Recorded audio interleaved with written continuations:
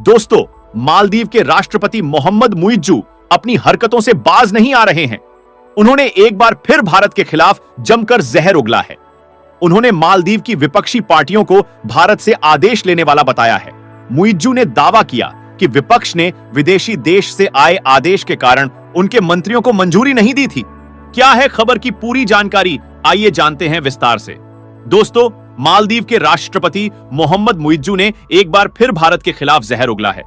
उन्होंने आरोप लगाया है कि किसी विदेशी देश के आदेश के कारण मालदीव की संसद ने उनकी 22 सदस्यों वाली मंत्रिमंडल के 3 मंत्रियों को खारिज कर दिया था।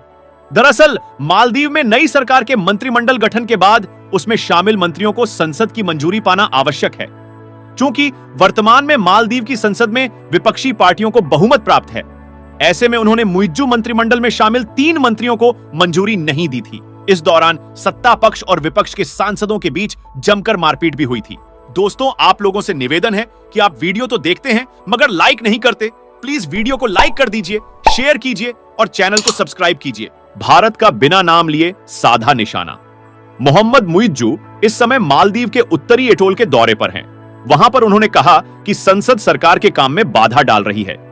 मुइज्जू ने संसद द्वारा 3 मंत्रियों को खारिज करने का जिक्र करते हुए कहा, हम इस बारे में जानकारी प्राप्त कर रहे हैं कि ऐसा क्यों किया। मालदीव के बाहर उन समूहों के आदेश के कारण उन्हें ऐसा करने के लिए मजबूर होना पड़ा जिनका उन पर प्रभाव है। हालांकि उन्होंने किसी खास देश का नाम नहीं लिया, लेकिन मुइज्जू के सत्ता संभालने के बाद से भारत के साथ मालदीव के रिश्ते खराब हो गए हैं। सरकार का यह भी मानना है कि विपक्ष भारत के साथ घनिष्ठ संबंध रखता है। विपक्ष को बताया भारत का गुलाम। उन्होंने कहा, हमें 3-4 मंत्रियों को खारिज करना चाहिए। वे हमारे सांसदों को यह बता रहे थे कि वे सभी मंत्रियों को मंजूरी नहीं दे सकते। उन्हें 2-3 मंत्रियों को खारिज करना होगा, चाहे कुछ भी हो।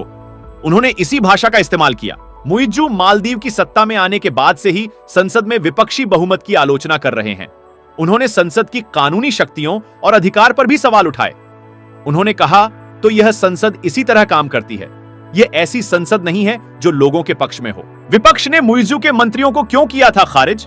संसद द्वारा खारिज किए गए 3 मंत्री इस्लामिक मंत्री डॉक्टर मोहम्मद शहीम अली सईद, आवास मंत्री डॉक्टर अली हैदर और अटॉर्नी जनरल अहमद उशाम थे।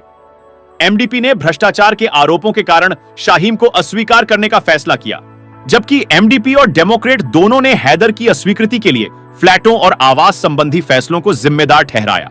हालांकि राष्ट्रपति मुइज्जू ने उसी दिन 3 मंत्रियों को फिर से नियुक्त किया और संसद की मंजूरी मांगी। संसद ने अभी तक इस मामले पर मतदान नहीं किया है।